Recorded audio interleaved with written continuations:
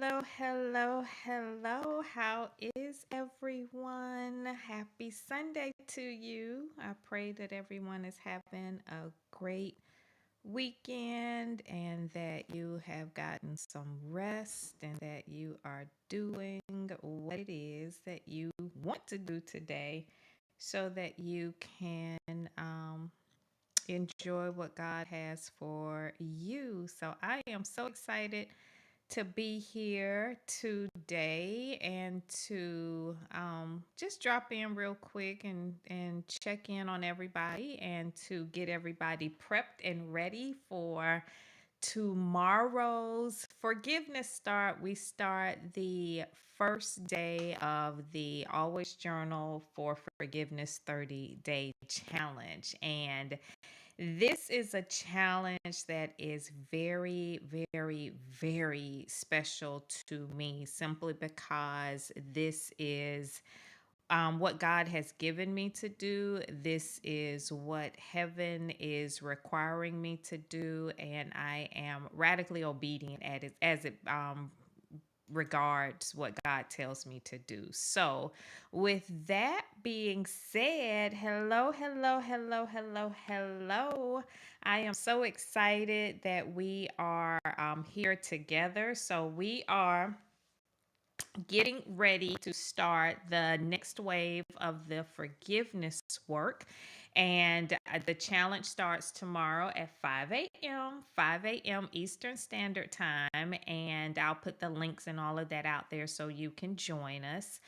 We do have a few spots left that we want to share with people if you are interested in joining us for the first week so that you can get a feel for what the 5 a.m. challenges are and to understand more of the power of forgiveness. And so the title of this message is one that is very important because a lot of times people let me give y'all a little backstory. Okay, so for those of you who are new here, let me start this off right because I just jump in. People like you jump in like people already know who you are. Okay, for those of you who do not know me, my name is Alicia Johnson and I am the creator of the 1212 community.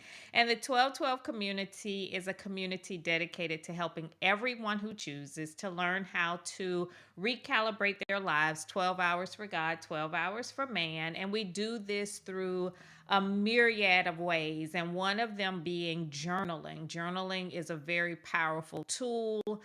We understand the power of rising early. We understand the power of seeking God first. We understand the power of truth. We understand the spiritual internal mechanisms that need to be in alignment before anything happens in the physical. So that is in a nutshell who I am. So today's talk is all about understanding forgiveness and what unforgiveness does as it relates to your spiritual maturation, as it relates to you attaining the higher and the more in-depth things of heaven. And the world is so sad in so many ways how the world misleads so many people into believing that there are shortcuts to spiritual maturation. There are no shortcuts. You cannot affirm your way into spiritual maturation. You cannot silence your way into spiritual maturation. You cannot tradition your way. You cannot Bible quote your way. There are certain conditions that have to be met in if that is your goal. If your desire, your deep desire is to understand heaven from a higher perspective, you have to get into alignment. And everything, my dears, is spiritual. There's an inside and an outside to everything. Whether you want to believe it or not, there is a driving force behind everything. Everything has a purpose, everything has an assignment. Even though the purpose and the assignment may be perverted and shifted and changed once it gets into the earth's realm. The initial purpose of it is encoded in whatever that thing is. So everything has an initial assignment, everything has a reason for existing. What you do with that thing once it arrives here on earth, that's your business. You can corrupt things, you can change things, but you have to be of the mindset to understand that everything has a specific design. And when you begin to understand that specific design, and when you begin to garner that understanding, you begin to understand that there is a process and that there is an authority over everything. And because there is an authority over everything, you cannot just by virtue of the fact that you say certain things that you can will them into existence. And this is something that is and these are things that you have to test for yourself. And once you prove it to yourself over and over and over and over and over again, there is no one on this planet who can dissuade you from understanding that. So for me, for example, the world is really big on like manifesting. Manifest the house of your dreams. Manifest the car of your dreams. Manifest, put it in the chat. Manifest whatever you've heard people manifesting. Manifest the relationship of your dreams. Manifest the career of your dreams. Manifesting is a very low level approach to bringing things into your life. See, the thing is that you have to understand that on earth as it is in heaven, for everything in the natural, there's a parallel and corresponding occurrence in the supernatural. When you start to speak things into the atmosphere, you have to realize that in the atmosphere, in the spirit realm, there are other listening ears. And when you begin to understand this, you begin to understand that once again, on earth as it is in heaven, for everything in the natural, there's a parallel and corresponding occurrence in the supernatural. Here on earth, things that you have in your house, things that are private to you. You can have things in your house. You can have things in your closet, in your basement, in your pantry, wherever you hide your little nooks, in the little nooks and crevices and all of those things. And this is my secret spot where I keep this. And these are secret letters that I have here. And this is this and this is that. So you have all of these things inside of your home.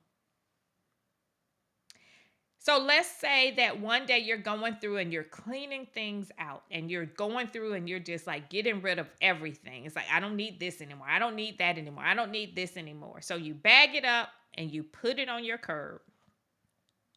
The moment that you put it on your curb, the moment that you bag it up and you walk it out and you put it on your curb, that means that you have given the right to whoever comes along to take possession of that thing, because now it is in the public domain. It is now in the public domain. And because it is in the public domain, everyone can have access to it. Anyone who chooses to have access can have access to it.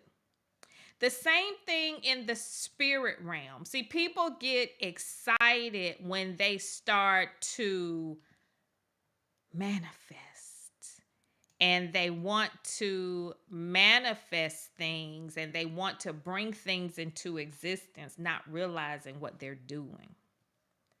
And so the moment that you start to speak things out and you say that I want this and I want that and I want this and I want that and I want this, then you are opening yourself up for that desire to be fulfilled at different levels. And this is why it behooves you greatly. It behooves you greatly to manifest things at the highest level available. Learn from me. At the highest level available. And see, the things that I teach, I don't teach because I've read about. I teach these things because I have experienced these things many years ago. My husband and I, we were young, but many years ago we were on this, you know how you the manifesting thing, to speak things into existence. And see, you don't want to go into these things unlearned. You don't want to go into these things just following the crowd. You don't want to go into these things just because you saw somebody else do it and they said that they got something. So people that get online and places, they say, I manifested the man of my dreams and I want to teach you how to do it. See, wisdom will tell you that, baby, you only 30 days into this. I'm going to sit back and watch. I'm just going to sit back and watch. I got time. God is the creator time. God is not bound by time. So I can take all of the time that I need so that I can garner the wisdom. See, people that want to teach things too quick, too fast, too soon, after they have only tested the process, that's a scary thing. So my husband and I, we wanted a BMW. Well, he wanted a BMW. I jumped on the bandwagon with him. So we wanted a BMW. So we were studying all the things about how to manifest things, how to bring it into your existence, how to make your dreams come true. And I don't know, y'all let me know. Let me know what are some of the things that you've heard. Some of the things that you've heard. So we were taught to, if you just put the thing that you want, like, on the mirrors. We had the pictures. We cut out the pictures of the car and we put it on our bathroom mirror, and we would just talk about it, and we would just do this and we would just do that, and it was getting closer and closer and closer and closer and closer, and we're gonna get this car, we're gonna get this car and get this car. And before you knew it, we were standing in the showroom with the keys in hand. Like, oh my God, thank you, Jesus. And see, we didn't pray before, we prayed after. We did all of our manifesting before, but then after we got it, we prayed after. So after the prayer was like, dear Lord, thank you so much for allowing us to manifest this car. We so excited, honey. From the moment we drove off with that car, all hell broke loose. Now, it was an expensive lesson. It was a valuable lesson, and it is a lesson that I would repeat it again, because it was in hindsight, it was so much fun. But honey, going through that thing was a nightmare. So I'm not gonna bore you with all of the details and what happened in between, that from getting it to the time that it was it was ungiven to us. But the one thing during that process that God taught me is that you can manifest and you can bring anything into existence. But the key is provision. The key is that when heaven is in a thing, when God is in a thing, everything is taken care of. When the world is in the thing, the world is only concerned about you getting the thing. The world is not concerned about any of the specifics. God is concerned about it all. And the reason that I bring that story up is because when heaven gives you an instruction, when heaven brings revelation to a situation, when heaven brings wisdom, when heaven brings knowledge, heaven also brings instruction. And see, a lot of people want to miss and overlook the instruction because the instruction is going to require something of you. And this brings us to forgiveness. In order to rise higher in any area of your life, see, people come to me and people are stuck. People come to me stuck. People come to me mad about their relationships.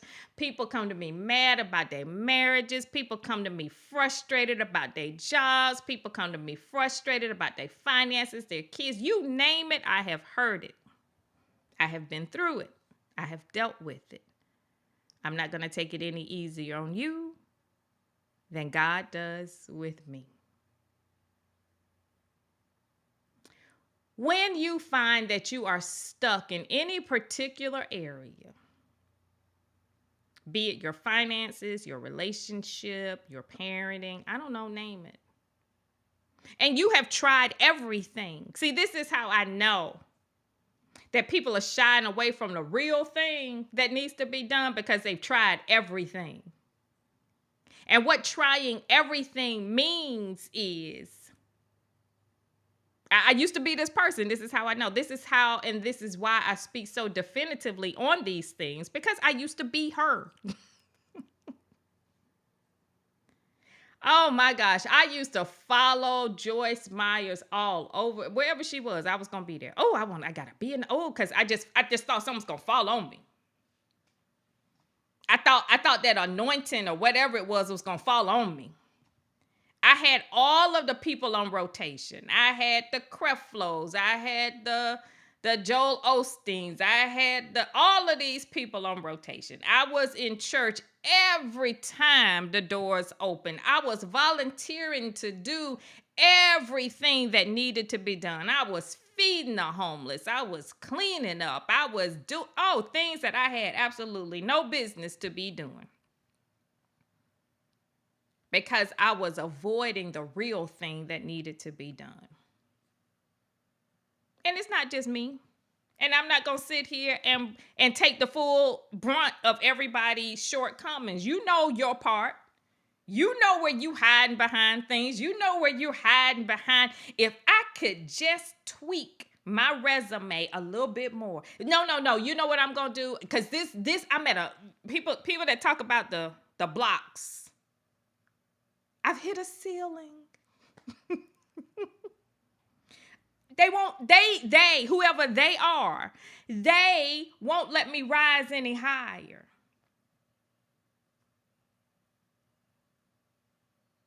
My spouse is not interested in me because, or kids are just different today. Whatever the excuse you have, you fill in the blanks. I don't know what it is, but you've tried everything. You've gone to every marriage event known to man. You have gone to every church conference known to man. You have done every parenting class known to man. You have read every self-help book known to man. I'm just pulling from my playlist, okay? I'm just pulling from my playlist. I don't know what y'all got. You have tweaked your resume as much as you know how, so now you got to farm it out to somebody else. I'll get one more certification than this. I'll get another degree here. I'll do this here. I'll do, as long as I can shine everything up real good. What excuse do you have now that you've done everything that the world has told you you should do, and it's still not working? It behooves you greatly to give forgiveness a try. I'm speaking to somebody right now. Somebody's the, ooh, somebody out here is getting a little bit uncomfortable. What's she talking about? I done forgave everybody. She just don't know what they did to me. She don't understand the ramifications. She don't understand. Oh, I understand more than you think I do. Forgiveness keeps you malleable in the hands of God. See, when things aren't working for you, that means you have become rigid. And when something becomes rigid, it is easily broken. You can easily break things when they are not malleable. Like you can, when you think about things that are malleable, things that give, structures that are meant to support and to protect are not malleable. Like the walls of this room are meant to protect and to keep us protected from the outside elements and storms and all of those things. Now, if I get up and go punch the wall is not going to give. The wall is not going to give. So I would have to apply enough force that the wall would have to break apart. Like I would have to get a hammer because it's not going to give. My hand is malleable. And so my hand, because I am going to hit a force that is not malleable, I'm going to do a lot of damage to myself, but not as much damage as would be done to the wall per se, because my hand will kind of give in. My hand will kind of bend. Yes, it will be sore. Yes, I could break something, but it will heal. It will heal. A lot of us are walking around like this wall, so rigid, not willing to bend, not willing to give in, and waiting for something to break us so that we have to be repaired. See, a wall is not going to mend on its own. A wall is going to need some help. And if that wall is not aided, if that wall is not corrected, if that wall is not fixed, then it is going to deteriorate over time. And then the elements and all of those things can get in and start to destroy it. When you allow yourself to become too rigid, when you allow yourself to become more of a fortress, when you allow yourself to not allow heaven into those places and allow heaven to heal you, allow heaven to do like the triage work, to allow heaven to do the work that can be done at the lower level, then you are setting yourself up to have to be fully repaired.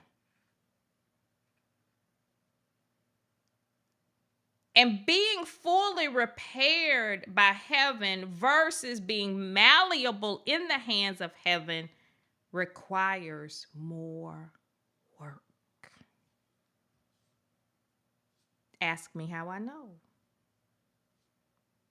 See, in the very beginning, at the very beginning of this work, at the very beginning of my forgiveness journey, I was rigid. Oh, I was rigid. But I have to admit that heaven breaking you versus the world breaking you are two different things. I would rather God to break me than the world to break me any day. Nonetheless, you still have to be broken. When you are so rigid and heaven has to break you, heaven ain't taking no prisoners. Because see, when heaven breaks you, heaven is going to break apart all of those pieces and all of those aspects of your life that were keeping you rigid. And heaven has to reassemble those things, throw some things out, reassemble some things so that you become like brand new. And that was hard. See, I had become rigid in my parenting. I gotta do that. This is the way my mama did it. This is the way my big mama did it. This is the way these kids do. Oh my gosh, I wouldn't listen to anybody because I had my way of doing it. My marriage, my finances, religion, my job. How many of you are rigid in so many areas? This is the way it's done. I don't know how y'all do, but this is the way I'm going to do it. And I've been doing it like this. Well, how has like this served you? Your kids are off the charts. Your marriage is one for the books. You don't sleep well at night. You don't eat well. You just eat. You put anything in your mouth just so that you can numb the pain. Like you're just chewing just to chew. You don't taste the food. You don't remember what you ate. You don't even remember if you ate. You're just going through life in a fog. Just going through. That's what rigidity looks like. You are so numb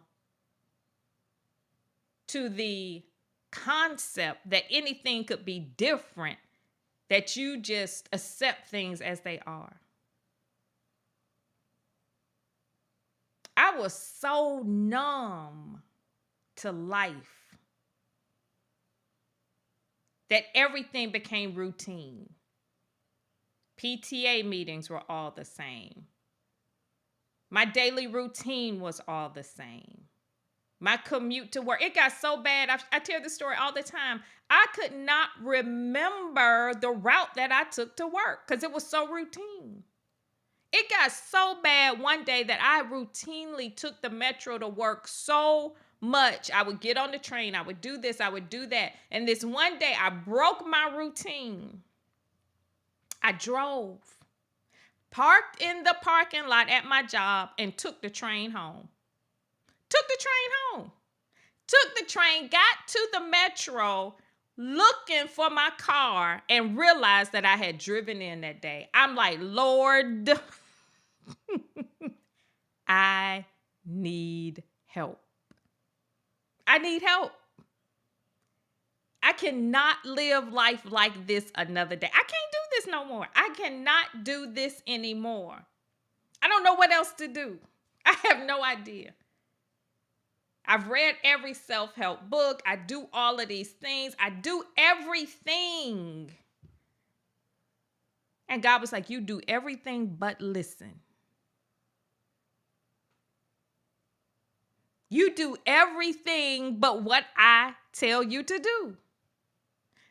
Surely this is not of God.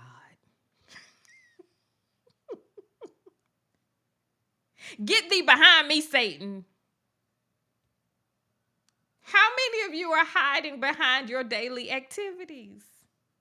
How many of you are hiding behind your children's activities? How many of you are hiding behind your stories? How many of you are hiding behind your traditions? How many of you are hiding behind, I don't know, you fill in the blanks. This work for me is my contribution. This work for me is me keeping my promise to God, because I made a promise. I'm like, God, if you show me how to turn all this mess around, I'm squilling, I'm telling everybody. Forgiveness is the way. Forgiveness is the only way. You can do all the affirmations in the world, but if you do not have forgiveness, and see, you won't know how to have a good relationship until you understand truth. And you want, and see, this is how the world makes money. The world makes money off of our indecisiveness. And one of the things that's so powerful for me, because I used to try to, oh my God, I used to try to budget. I used to try to do the envelope system. See, you cannot be, this is why this work for me is so powerful. Because, see, we're going to get to the root of all of your stuff before you even try any of the world stuff. Because, see, if your inside ain't right, the outside ain't going to work. See, you cannot do, let me tell you what this looks like, okay? So just in case you don't think I know what I'm talking about, because see, what they say, game, no game. So if you come to me talking a whole bunch of bull, I'm going to call you out on it because that was me. That whole budgeting thing, people be like, I try to budget, I try to this, I try to that. Don't try to budget no more until you get your lying under control. You can't out budget a lie. You cannot out budget manipulation. You cannot out budget any of those things. Cause see, I tried it. Honey, I got books. I got Susie Orman. What are some other ones? I don't even know if I have all those books now. I got books in here. I got books in the other room. I got books all over the place. Oh, I read every book there was. The Robert Kiyosaki's and the Rich Dad, the Poor Dad. What's his name? What's the other guy? Dave Ramsey. All of them. I was listening to the podcast. And God was like, keep on. Keep on. And see, you remember the envelope system. God said the envelope system ain't gonna work if you lie. I said, you sure right. Cause see, I would have the envelopes and I'd be like flipping money from one envelope to the next. Who gonna know? These my envelopes. You cannot out budget a lie.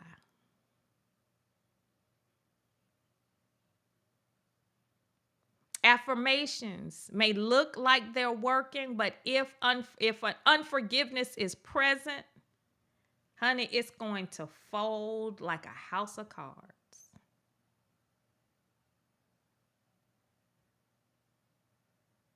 So for those of you who are here today, hey everybody, so glad you could pop in.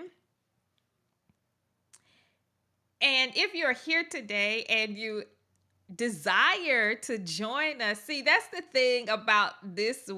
I say it all the time. This work is not going to give you the warm and fuzzies, but it will give you results. This work ain't for the weak of heart. This work ain't play.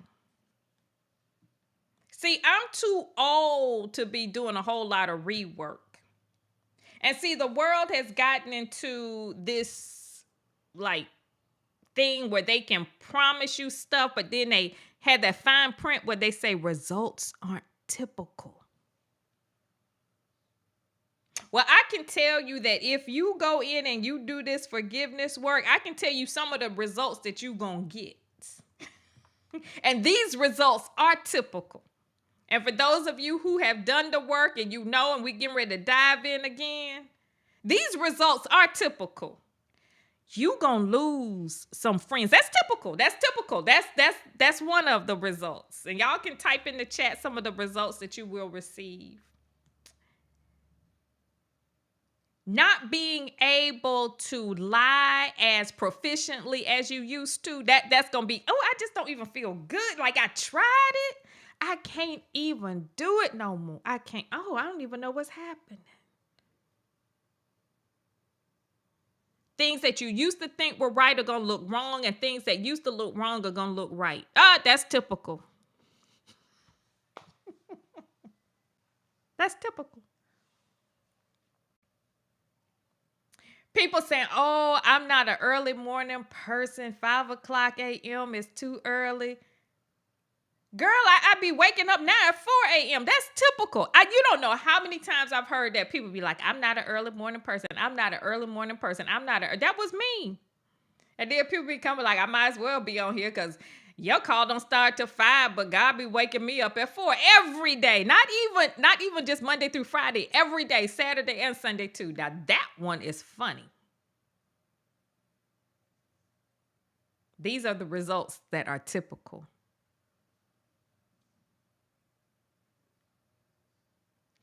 Situations from your past are going to resurface so that you can deal with them in the right way. That's typical. That's typical. That's typical. These results are typical.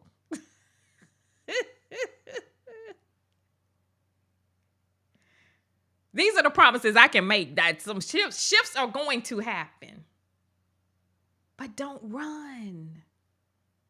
Don't run because you have to pay attention. One of the things that we teach in this community is to pay attention to everything that crosses your path. Everything that crosses your path for a reason. Now, when I say everything that crosses your path, I mean everything that heaven allows to strategically cross your path, not things that you have inserted yourself into. Well, what do you mean, Alicia? Things that cross your path because you have inserted yourself in a situation that you shouldn't be in, that don't count. That does not count. I mean things that strategically cross your path when you are doing exactly what God told you to do. Y'all see the difference there, right? There's a difference. There's a difference between things that cross your path. See, things that cross your path when you have inserted yourself in a situation that God has not approved. The things that cross your path are not necessarily God ordained. Let's give you some examples for those out here who like examples.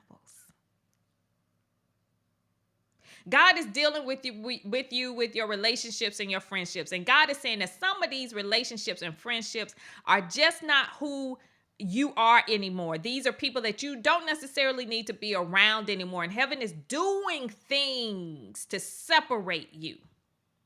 Okay? So heaven has strategically separated you from a scenario. Let's say you have 4 or 5 girlfriends, y'all all hung real tight. God allowed some incident to happen where you fell out with the group, but everybody else is tight. You find out that they getting ready to go do something, but they didn't include you because everybody mad with you because God strategically allowed that relationship to fall apart. Because you know that you have prayed to God, to heaven, to make your life better because you know that you need to be doing something different. And heaven said, yes, my child, I agree. But now that heaven has started working on the situation and started to separate you from those people, now you feel left out because you ain't got no more friends.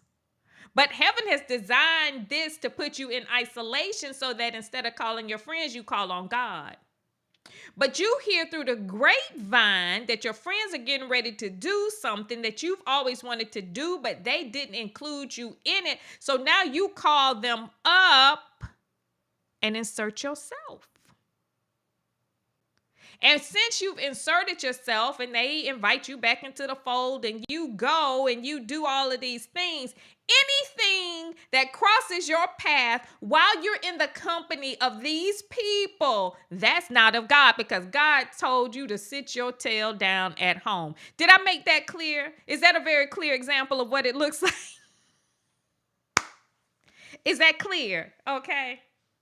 So when you are sitting in your house, doing what God has told you to do, and you get a knock, knock, knock on your door, then you pay attention to that. But if you have placed yourself outside of that heavenly protection and inserted yourself, but see, this is how loving and gracious heaven is. All things do work together for the good of those who love and serve the Lord. So even the stupid stuff that you do while you have inserted yourself, God will work that out for your good, but only at the highest level that's available. God taught me this many years ago. Yes, all things do work together for the good of those who love and serve the Lord. But if you want better results, then give heaven better stuff. See, a lot of times we like raking up all of our trash. We like sweeping the floor. We putting all of this together and we giving it to him. God, can you make some good out of this? Can you mix this up and turn it out right? See, we give God our anger. We give God our unforgiveness. We give God our lying. We give God our cheating. We give God our lack of integrity. And then we pray on it. And then we expect God to make something magical happen. Give God better stuff.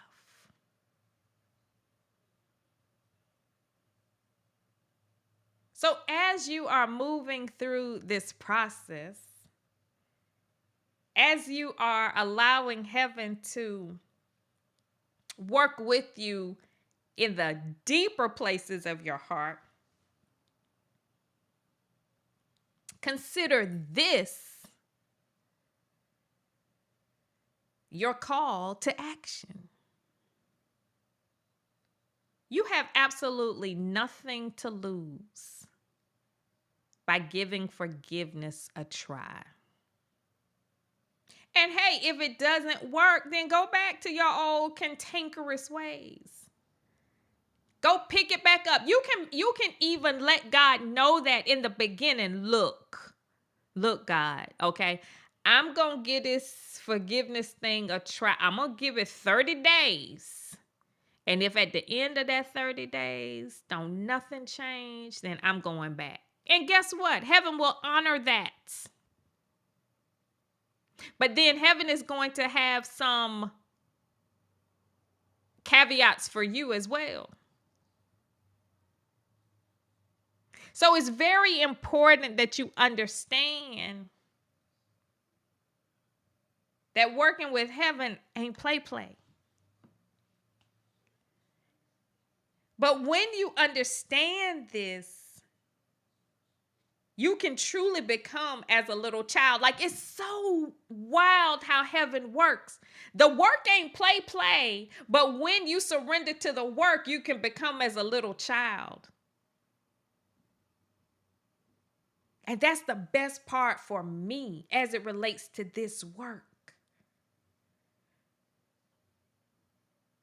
Because when you begin to understand more of the inner workings of heaven, you begin to understand how powerfully heaven wants everyone to understand this work.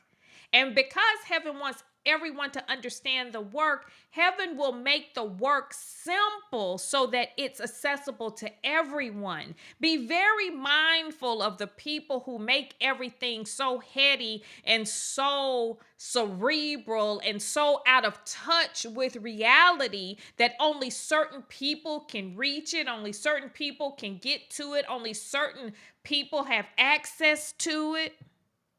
That's not how God works. God wants to meet everyone where they are.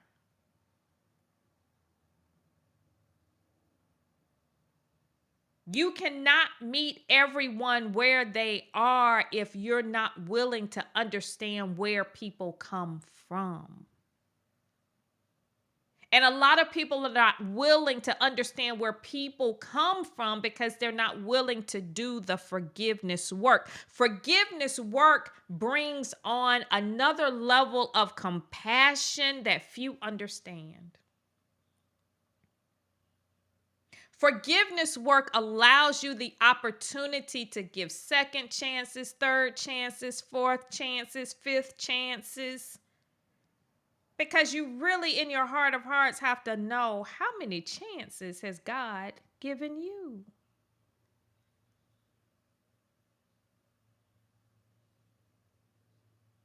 We are heaven's representation here on earth. And And because we are heaven's representation here on earth, it is our responsibility, if your desire is to understand more of the spiritual aspects of life, then you have a responsibility to understand forgiveness at a level that few are willing to undertake. So this forgiveness challenge, we've done this challenge. Ooh, I can't even tell you how many times we've done it, but each time it's different because each time I am different. See, forgiveness has taken on a whole nother level of a meaning, another level of understanding for me because of what heaven is requiring from me. And so for those who have done the forgiveness work before, you think that you understand what it is. How arrogant are you? I don't even know what to expect this challenge. But I have some big expectations from this challenge. So if forgiveness is something that you have never seriously done, and what I mean by serious forgiveness, you know you have done serious forgiveness work when the scenarios that used to agitate you, like you can tell the levels of forgiveness. Like I can tell when heaven has moved me through levels of forgiveness because something that used to trigger me immediately, it'll be like 3 days later and I'm like, oh my God, I just realized I did not respond the way I know. Look at me growing. Look at God. Thank you. And then you get to another level of forgiveness work. Now, this is the best level of forgiveness work. When you see the offense coming, like it comes up to you, be like, oh, I know what this is. I know what this is. I know, oh God, that's tricky. I see what you're doing. I see what you're doing. And honey, you just love them. You love the scenario. You get excited. It's like taking that test in school, like in high school and college, and you know how they do them little pop quizzes and stuff like that, and you are well prepared. And you know when you well prepared for a test and you see the questions on, you like, really? Oh my God. I know that's A. Oh, really? That's C. That's like when you see that they don't even have to grade it because you know you already passed it. Honey, you can just go and put an A on this because I know what I got. See, that's how that forgiveness works. When it gets deep, you can see the test coming. You can see it. And then the calibration of your hearing is going to change. Because see, when the forgiveness work gets real good, when the forgiveness work gets real good, God is going to tell you what is going to be on the test before it's even presented to you. See, this is why rising up early is so important. Oh my God. I cannot tell you how many times God will wake me up in the morning and say, look, when you log on, when you do this, I need you to do this, and this. And I'm like, let me take some notes because I'm going to do this, and this. And lo and behold, don't you know that this person is asking for this, and this. See, any other time I would have put it off, wouldn't have done it. And then I would have been upset with that person for asking me something that I knew I should have done and misdirected that anger because I should have been upset with me instead of them. See, that's what forgiveness does for you. Forgiveness helps you to redirect the anger appropriately. See, most people that are offending you, most people that are upset with you are not upset with you. They're upset with themselves because God told them what to do before you even got to them. The same thing with you. How many times have you been upset with somebody in error because you knew exactly what you were supposed to do? I know so many people who get upset because God has told them what to do. God has given them the assignment. God has told them, get up. See, this is why I laugh. This work right here, we joke in the community all the time. This could be called writing with Wendy. This could be called journaling with Jennifer. This could be called the 1313 community. It could be called anything. But because I listened and I followed the instructions, this is mine to do. And because it is mine to do, I don't have to worry about like the world, the competition, and what other people are doing and this, that, and other, because I know that this assignment fits me like hand in glove. This is why I so love helping people to identify what's in your hands. Because see, when you identify what's in your hands, you don't have to be looking around at what other people have. Because you have enough right here to keep you busy for a lifetime. So y'all have fun with this today. I don't know who needed this. I don't know who. I hope y'all having a good Sunday.